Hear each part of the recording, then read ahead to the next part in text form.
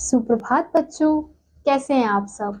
उम्मीद करती हूँ आप सब अच्छे होंगे।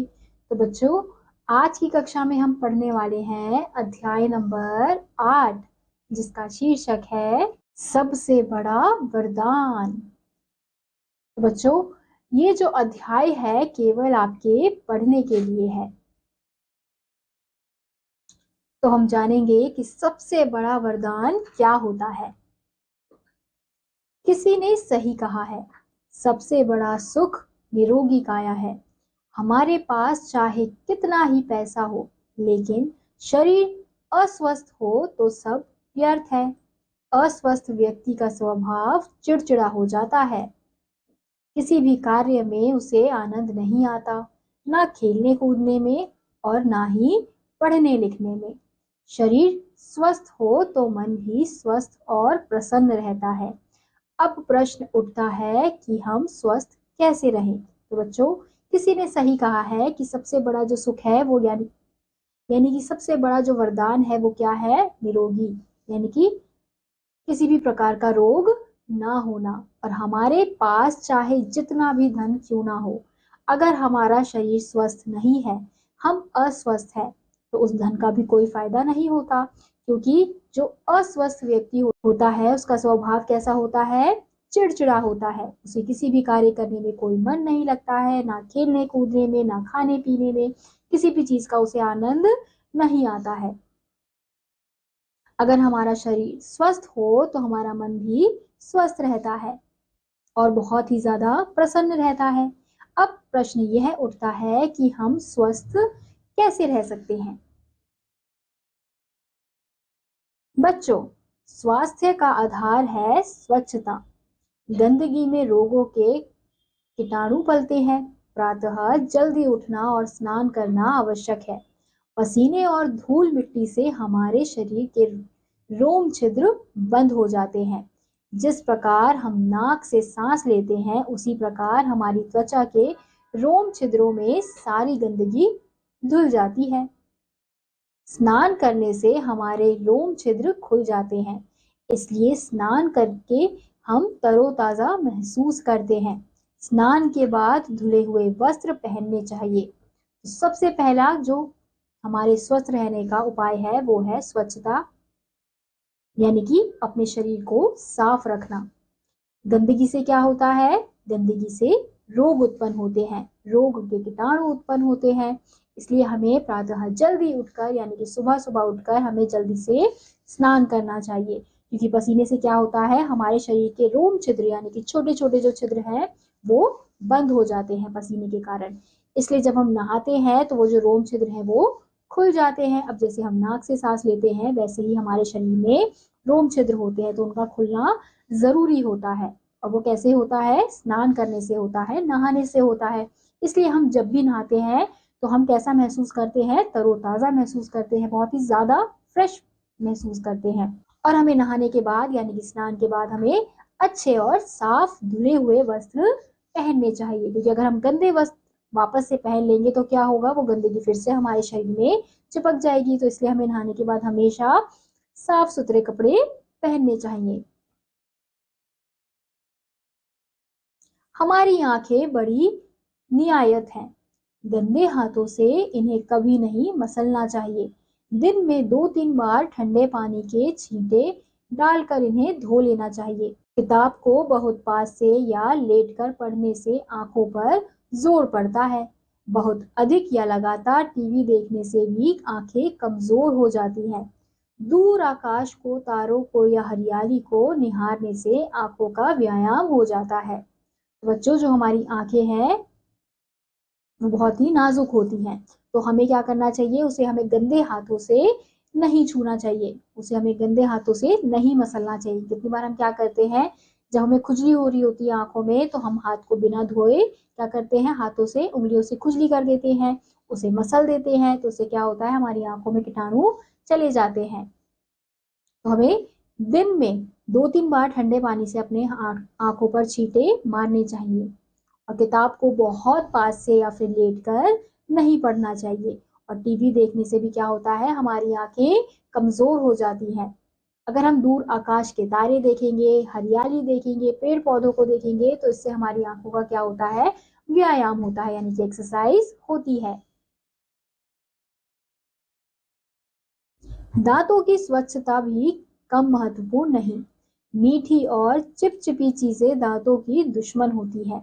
चॉकलेट, मिठाई आदि खाने के तुरंत बाद अच्छी तरह कुल्ला कर लेना चाहिए।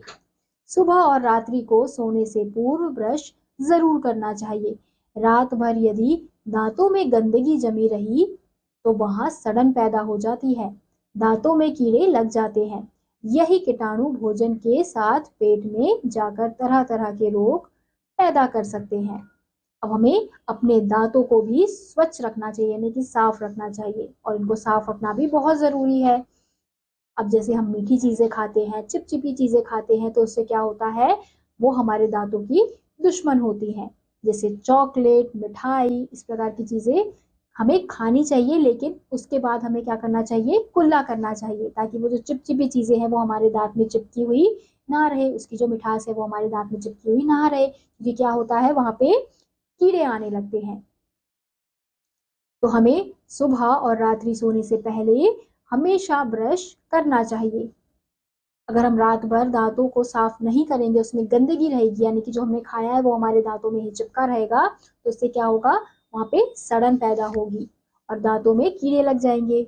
और फिर वही जो कीड़े हैं वो हमारे भोजन के साथ साथ हमारे पेट में चले जाएंगे और फिर अलग अलग रोग उत्पन्न होंगे, यानी कि हमें अलग अलग बीमारियां लग जाएंगी। तो इसलिए हमें हमेशा ब्रश करना चाहिए, एक सुबह ब्रश करना चाहिए और एक सोने से पहले रात को ब्रश करना चाहिए। हमें अपने आसपास की स्वच्छता पर भी ध्यान देना चाहिए। गंदगी मक्खियों और मच्छरों को आकर्षित करती है। खाने से पहले और बाद में अच्छी तरह हाथ धोना चाहिए। अच्छी तरह हाथ धोना भी आवश्यक है।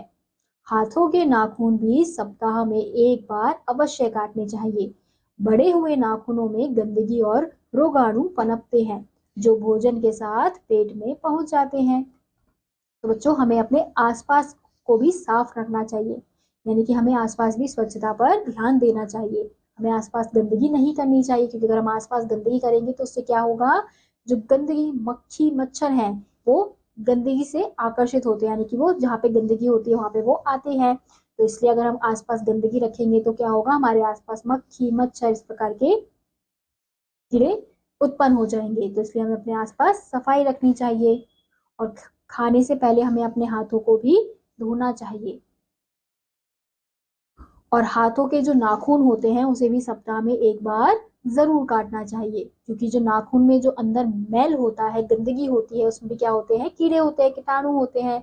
तो जब हम खाना खाते हैं हाथ से तो वही कीटाणु हमारे हाथ से हमारे मुंह में जाते हैं और फिर वो पेट में जाते हैं, फिर उससे क्या होता है, अलग अलग प्रकार के रोग उत्पन्न होते हैं। तो इसलिए हमें हमेशा पहले तो हाथ धोना चाहिए और सप्ताह में एक बार नाखून जरूर काटना चाहिए। स्वच्छता के बाद स्वस्थ रहने के लिए आवश्यक है पौष्टिक भोजन। बर्गर, पिज्जा, तली भुनी चीजें स्वादिष्ट भले ही लगे, लेकिन इसमें शरीर को लेकिन इनमें शरीर को पुष्ट बनाने वाले तत्व नहीं होते। दाल, रोटी, सब्जी, चावल, सलाद, फल, दूध, दही हमारे शरीर को पौष्टिक तत्व प्रदान करते हैं। अब जो दूसरी चीज है जो हमें स्वस्थ रखती है वो क्या है, हमारा पौष्टिक भोजन। अब जैसे हम बर्गर खाते हैं, पिज्जा खाते हैं, तली भुनी चीजें खाते हैं बाहर की, तो ये खाने में तो स्वादिष्ट होती है, इन्हें खाकर हमें अच्छा तो लगता है, लेकिन इसमें कोई भी ऐसे तत्व नहीं होते जो हमारे शरीर को पुष्ट बनाए। अब हमें क्या खाना चाहिए, दाल, रोटी, सब्जी, चावल, सलाद, इन सब चीजों को हमें खाना चाहिए, क्योंकि इसमें क्या होते हैं, पौष्टिक तत्व उत्पन्न होते हैं। स्वस्थ और चुस्त बने रहने में खेल कूद और व्यायाम भी कम महत्वपूर्ण नहीं है। कुछ घंटों के लिए बंद कमरों से निकलकर खुली हवा में खेलना कूदना, सैर करना या व्यायाम, यह हमें सदा स्वस्थ बनाए रखता है। तो बच्चों, खाने पीने के साथ साथ हमें व्यायाम भी करना चाहिए, खेलना कूदना भी चाहिए। इससे क्या होगा, जो हम खा रहे हैं वो हमारे शरीर में अच्छे से लगता है, अच्छे से पचता है। तो इसलिए हमें खेलना कूदना व्यायाम भी करना चाहिए। कुछ घंटों के लिए हमें अपने बंद कमरों से बाहर निकलकर सैर पर जाना चाहिए, खेलने कूदने जाना चाहिए। तो इससे क्या होता है, हम सदा स्वस्थ रहते हैं। बच्चों, इन सब के अतिरिक्त खुलकर हंसना, मिलजुल कर प्यार से रहना भी हमें सदा स्वस्थ बनाए रखता है। सदा स्मरण रखो, अच्छा स्वास्थ्य सबसे बड़ा वरदान है। और इन सब चीजों के अतिरिक्त हमें हंसना चाहिए, खुलकर हंसना चाहिए और हमेशा मिलजुल कर प्यार से रहना चाहिए। तो इन सब चीजों से भी हम स्वस्थ रहते हैं। तो इसलिए हमेशा याद रखो कि सबसे अच्छा वरदान क्या है और सबसे बड़ा वरदान क्या है, स्वस्थ रहना। तो बच्चों, इस अध्याय में आपको बताया गया है कि किस प्रकार से आप अपने शरीर को, खुद को स्वस्थ रख सकते हैं।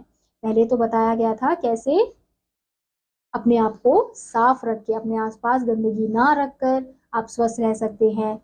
अच्छा खाना खाकर, पौष्टिक आहार लेकर आप स्वस्थ रह सकते हैं। और व्यायाम, खेलकूद, इन सब चीजों के द्वारा भी आप स्वस्थ रह सकते हैं। तो इन सब चीजों को अपने दिनचर्या में आपको डालना चाहिए। तो इसी के साथ बच्चों, आज का यह अध्याय यहीं समाप्त होता है।